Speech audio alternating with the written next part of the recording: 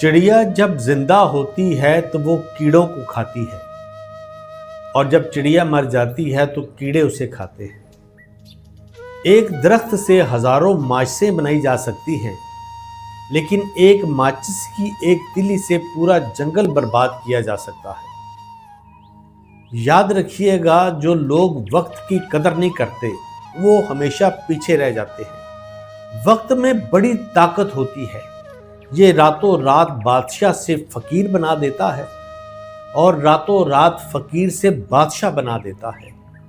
अगर आज आपके पास वक्त है और आप उसे बर्बाद कर रहे हैं तो आप मंजिल तक कभी नहीं पहुंच सकते, और अगर आप वक्त की कदर करेंगे तो वक्त आपकी कदर करेगा और आप बहुत जल्द मंजिल तक पहुंच जाएंगे।